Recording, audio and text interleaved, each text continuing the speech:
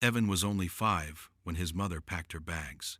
Not gently, not quietly, but like someone running from a fire. He remembered standing in the doorway, clutching his little toy car, whispering, "Mom, where are you going?" She didn't answer. She just stared at him. One long, painful look, then closed the door behind her. That was the last time he saw her.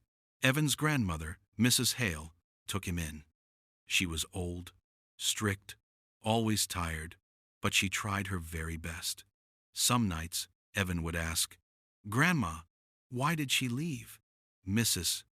Hale would pause, swallow, and say softly, "Some wounds make people run, sweetheart."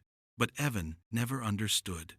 Deep inside, he wondered if maybe he just wasn't good enough. Years passed. Evan grew into a quiet, brilliant teenager, never causing trouble, never asking for much. But every birthday, he baked a small cupcake and placed it on the porch. "Maybe she'll come back today," he'd whisper. She never did. Until one afternoon, Evan came home from school and found a stranger sitting in the living room. A woman with trembling hands and eyes that looked exactly like his. "Evan, I'm your mother." He froze, not angry, just shocked.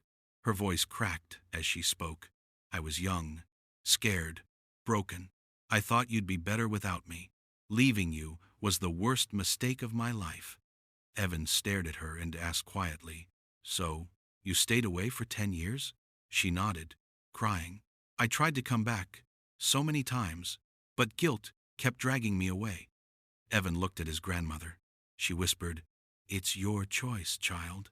He turned back to the woman who had left him and said, "You know, I spent years thinking I wasn't worth loving. But Grandma taught me something.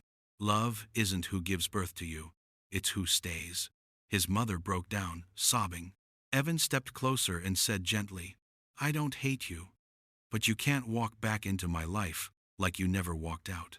She nodded, accepting the truth. Then Evan said something she never expected. "If you want to be in my life, you'll have to earn it. Day by day." Through her tears, she whispered, "I will." And in that quiet moment, Evan felt something he hadn't felt in years. Not forgiveness, but hope. The hope that maybe, just maybe, broken things can be rebuilt.